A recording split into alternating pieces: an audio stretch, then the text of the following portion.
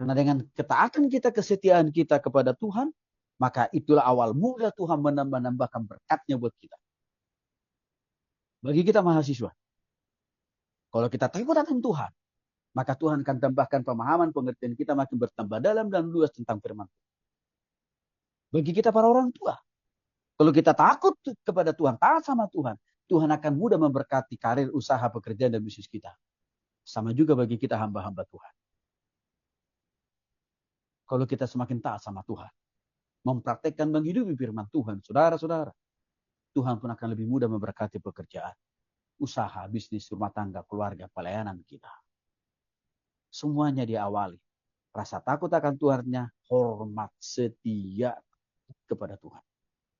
Awal dari semua berkat-berkat lain yang kita perlukan dan butuhkan dalam hidup ini. Ini salah satu karakteristik ciri khas kitab Amsal yang membedakan dengan kitab-kitab lain. Ya, yang kedua, pentingnya mendengarkan dan melakukan nasihat orang tua kepada anak. Saya sudah singgung berkali-kali ini, saudara. Nah, di sisi lain kita ini ada yang berperan sebagai orang tua kan. Tapi di sisi lain kita juga masih punya orang tua. Kita juga perlu tetap menghormati orang tua kita yang sudah sepuh itu, saudara. Sekalipun orang tua kita itu tidak memiliki wawasan, pemahaman, pengetahuan yang lebih dalam dan luas Alkitab daripada kita, tapi kita tetap hormati. Artinya apa?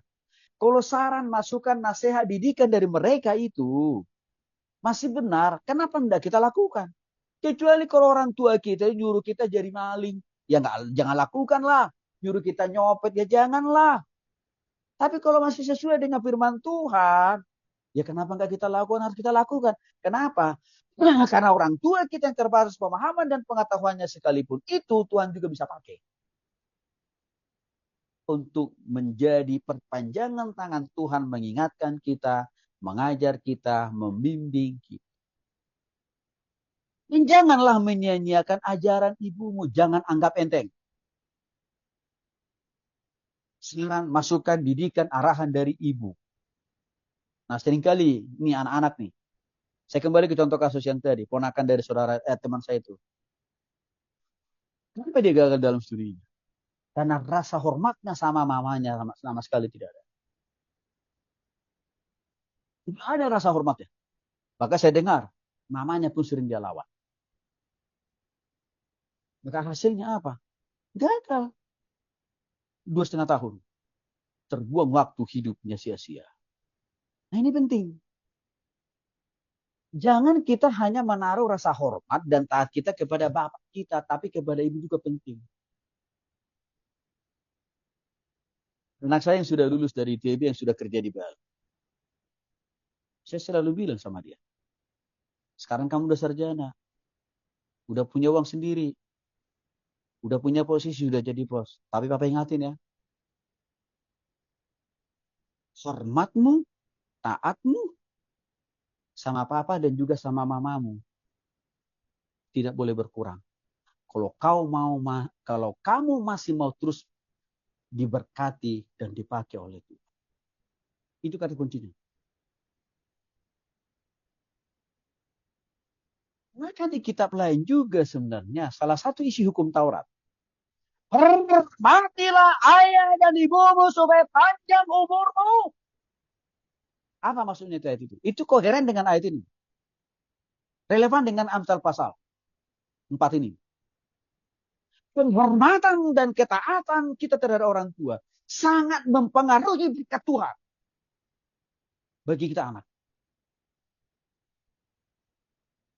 Maka kalau anak yang tidak lagi bisa menaati dan menghormati orang tuanya, maka kecenderungannya Tuhan pun tidak mau memberkati dia. Buat apa? Karena Tuhan bilang, orang tua aja nggak bisa kau hormati, apalagi saya yang nggak terlihat. Tapi anak yang masih menaati dan menghormati orang tua, diperpanjang Tuhan buat dia. Umur panjang, kesehatan, apalagi rezeki, karir, masa depan, diberkati Tuhan, diperpanjang Tuhan.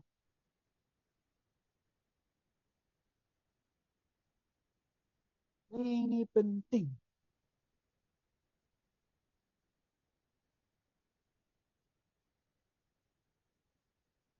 hati kita semua.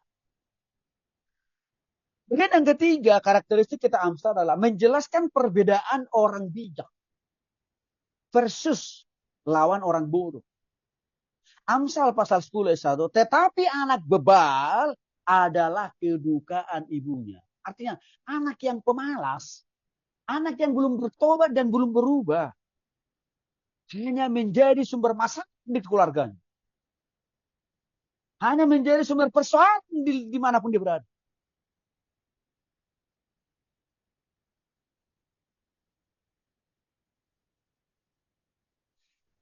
Ponakan teman saya tadi, waktu dia kuliah di Semarang,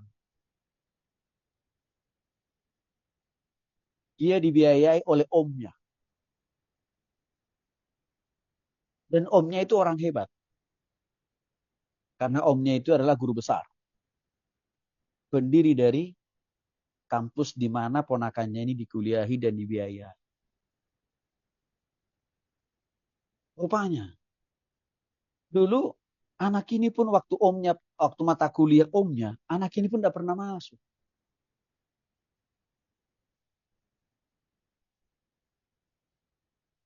Hal yang membiayai kuliahnya, kosnya, makan minumnya omnya. Sekaligus jadi dosen. Tapi nggak masuk juga.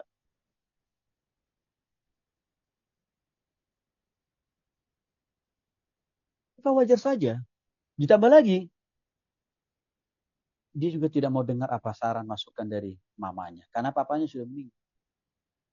Maka wajar. Dia harus mengalami kegagalan demi kegagalan. Saudara, ini penting saya kira. Apalagi saudara yang masih muda ini. Dan juga untuk kita semua. Orang-orang tua kita tidak sehebat kita pemahamannya, pengetahuannya, wawasannya, pendidikannya. Tapi tetap harus memberikan hormat kepada mereka. Tetaplah dengarkan saran masukan mereka. Apalagi kalau itu saran yang positif. Saya sudah katakan tadi. Bapak saya tamatan SMA, mama saya tamatan SMP. Mertua saya hanya tamatan D3 kok. Tapi sampai hari ini, saudara, pendidikan saya lebih tinggi dari mereka. Saya masih membuka telinga lebar-lebar untuk mendengarkan saran masukan mereka. Karena saya tahu, ini bagian daripada firman Tuhan. Karena saya masih mau terus diberkati dan dipakai oleh Tuhan. Kecuali tadi kalau orang tua itu menyuruh kita, menugaskan kita melakukan dosa, ya jangan. Bagian yang keempat, D. Pentingnya menjaga lidah. Hati-hati saudara-saudara. Amsal pasal 18 ayat 21. Mati hidup dikuasai lidah. Rupanya tentang lidah, tentang perkataan banyak disinggung di dalam Amsal pasal 12 ayat 18 dan juga Amsal 15 ayat 1. Hati-hati loh. Kalau sampai ini banyak disinggung dalam kitab Amsal tentang lidah, tentang perkataan, artinya apa? Hati-hati. Ini menunjukkan banyak persoalan, banyak masalah yang timbul karena banyak orang tidak dapat mengendalikan, mengontrol lidahnya. Dan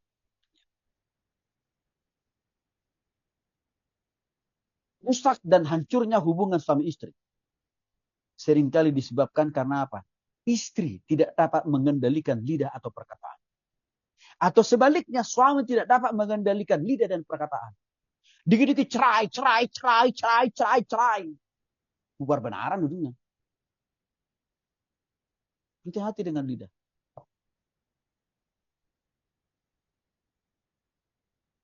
Kenapa? Orang-orang yang melayani di gereja. Orang-orang melayani dalam persekutuan. Juga bisa perang saudara karena lidah kan.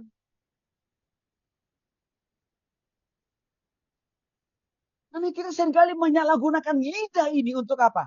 Menghina orang. Benci orang. Jelek-jelekin orang.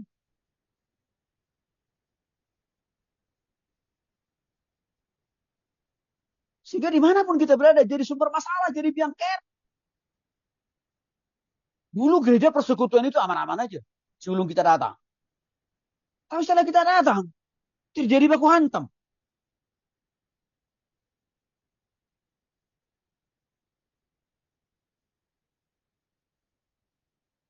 Hati-hati dengan lidah.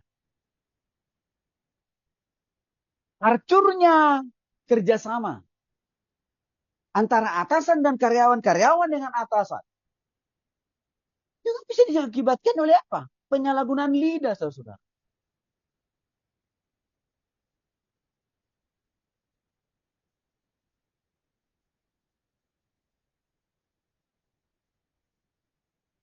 Padahal hari Minggu lidah yang satu kita pakai memuji Tuhan kan Bapak Ibu. Tapi hari Senin, Selasa, Rabu, Kamis, Jumat, Sabtu. Kita salah gunakan lidah kita untuk memaki-maki, menghujat, menjelek-jelekan orang. Coba.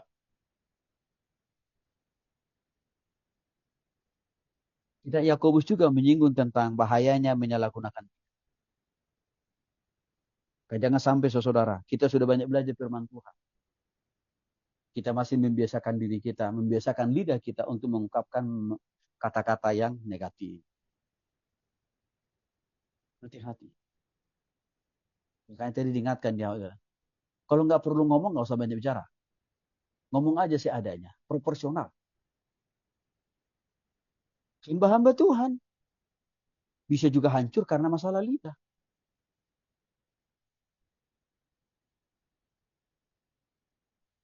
Hubungan persaudaraan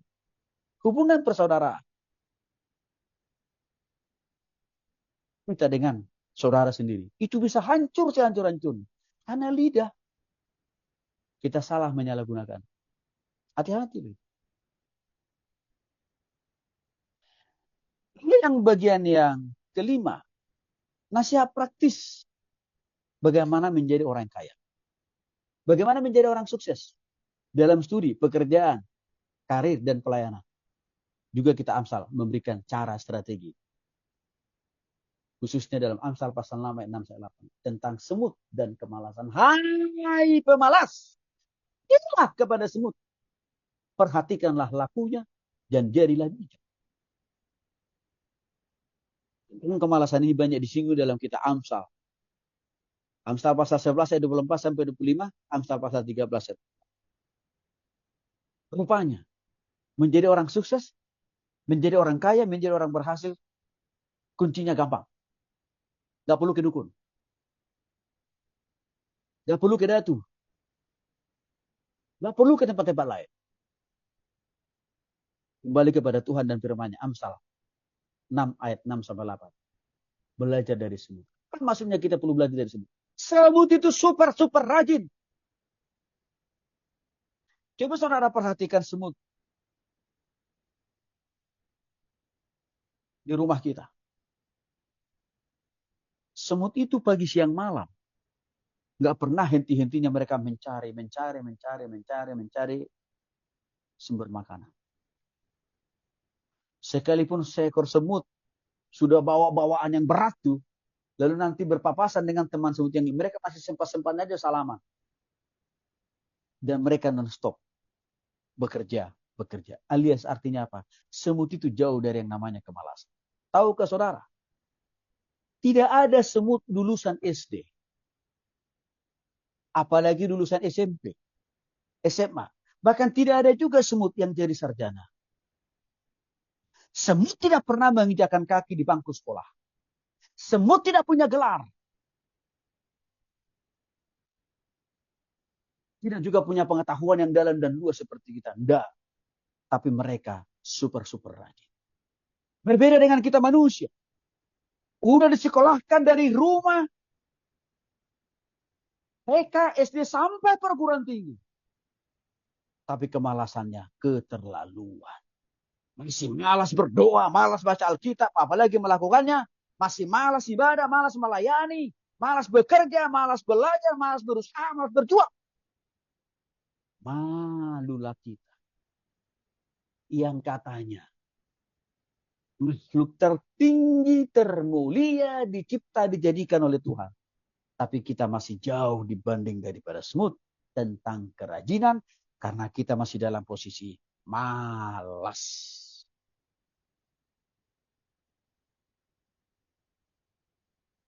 Orang yang malas berarti harga dirinya lebih rendah daripada semut. Saya ulangi lagi. Orang yang malas berdoa, malas baca Alkitab, apalagi melakukannya.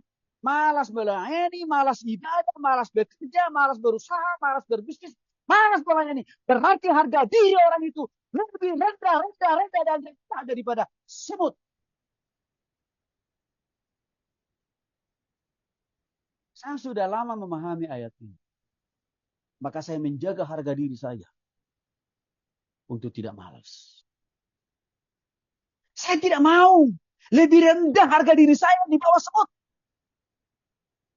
Karena Tuhan telah menciptakan saya lebih tinggi, lebih mulia, dan bahkan lebih punya kelebihan yang lain dibanding daripada semut. Maka saya harus lebih rajin dari semut.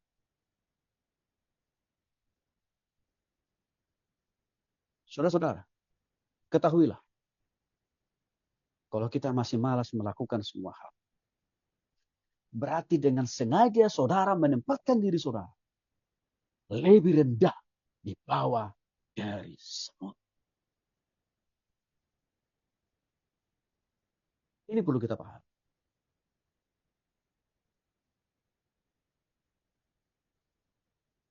Jadi pertanyaannya, Pak Tony gimana caranya menjadi orang yang sukses di dalam studi, sukses di dalam pekerjaan, sukses dalam karir, sukses di dalam membangun, mengembangkan usaha? Rajin. Jangan malas. Saudara cek di Alkitab atau di zaman modern sekarang. Orang-orang terkaya di Alkitab sebut saja Ayub. Itu karena rajin. Ayub pasal 1:1. Ayub itu rajin berdoa, rajin baca Alkitab, makanya dikatakan saleh. Rajin juga dia mempraktikkan firman Tuhan. Rajin bekerja, makanya nggak aneh dia berkati Tuhan dia. Bagaimana menjadi seorang profesional yang sukses? Yang diberkati oleh Tuhan. Seperti Daniel, Yusuf. Salomo kan ini profesional nih. Strategi yang mereka pakai. Rajin. Gak ada obat lain. Selain dipelihara. Itu aja kok.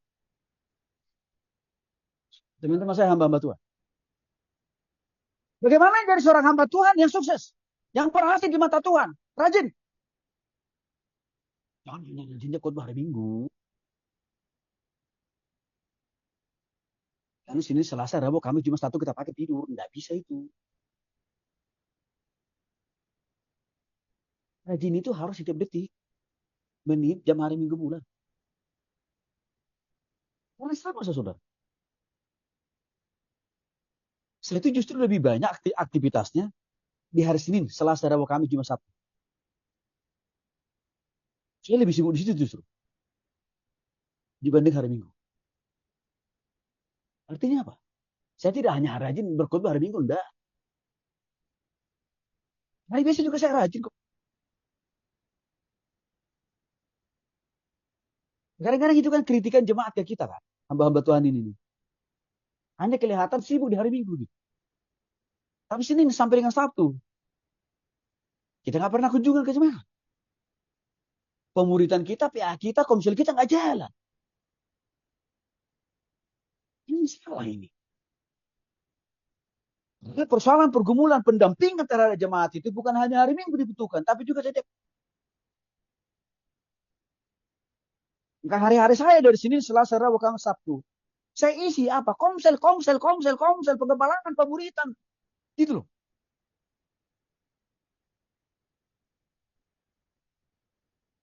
Sama. Bagaimana menjadi mahasiswa yang sukses? Ya rajin. Jangan suka menunda. Jangan suka menanti. Oh nantilah Pak Tony, nanti kapan? Itu betul sudah. Baru ngerjain tugasnya. Baru ngerjain skripsinya. Tesisnya. Sisnya saudara dia.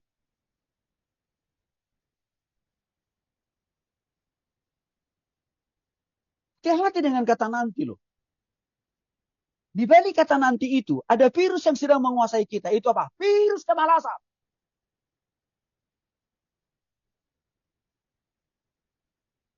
Nah, kadang-kadang kita bersembunyi di balik kata nanti.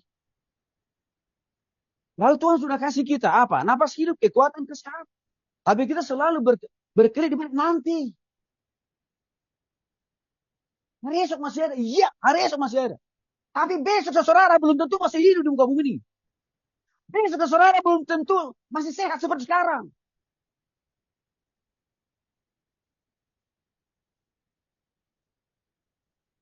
Saya selalu punya moto dalam hidup saya sejak dari dulu. Tidak boleh menunda-nunda pekerjaan.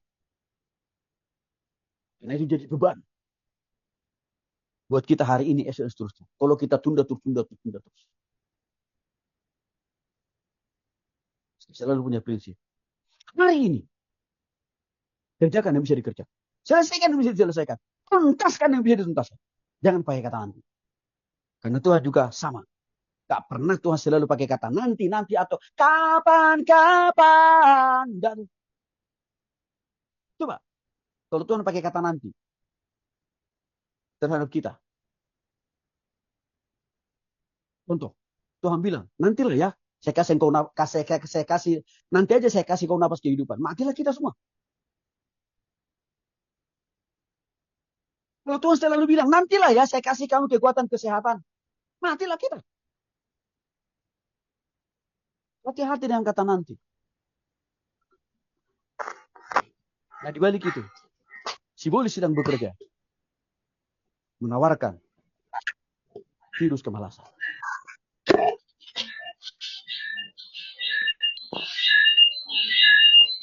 Jangan gitu, merendahkan diri kita di bawah semua.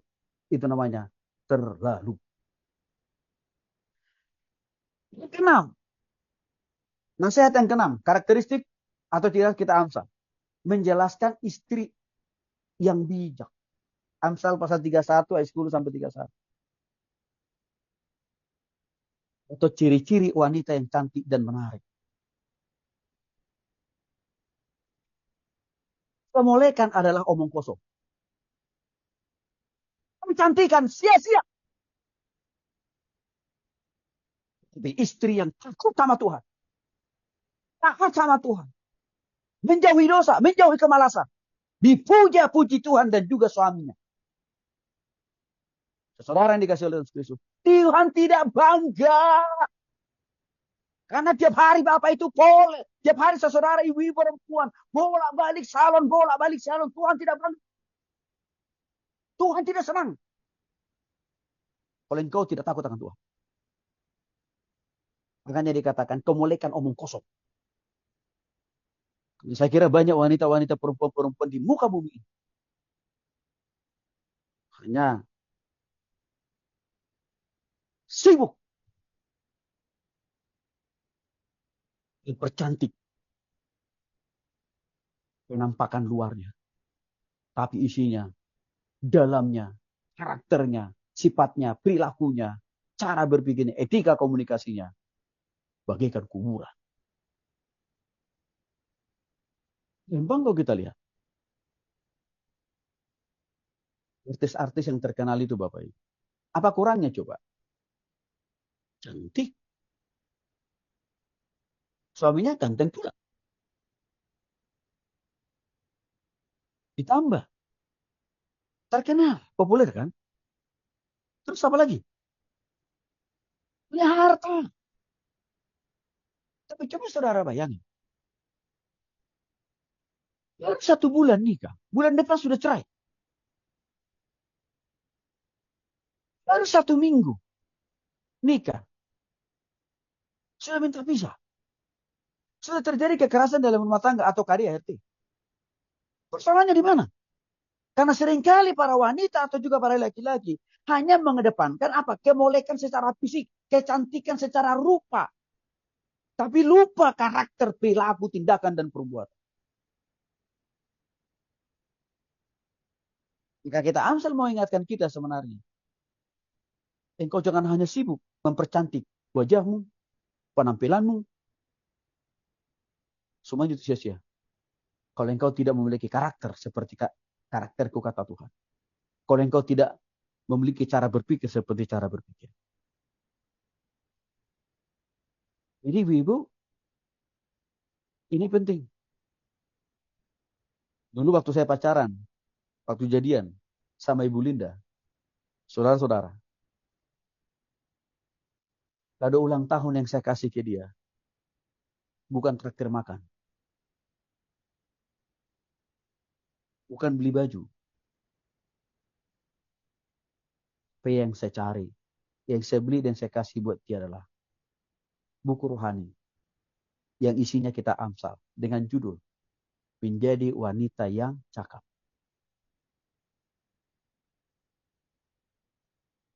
Itu hadiah yang saya kasih.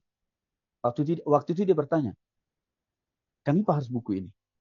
Saya bilang, karena dari buku itu kamu akan menemukan ciri-ciri wanita, calon istri yang cakap di hadapan Tuhan. Emang apa bedanya? Wanita yang cakap dengan wanita yang cantik. Oh, beda jauh. Wanita yang cantik itu hanya penampakan luar. Tapi wanita cakap, roh, jiwa, tubuh, dan karakternya sempurna di hadapan Tuhan. Jadi saya katakan waktu itu, doa dan kerinduan saya, kamu menjadi wanita yang cakap di hadapan Tuhan. Kalau kamu sudah cakap di hadapan Tuhan, maka saya percaya, tidak salah Tuhan memberikan kamu jadi istri. Jadi saya bilang, saya juga akan berjuang untuk menjadi pria yang cakap di mata Tuhan. Dan juga di hadapanmu saya bilang.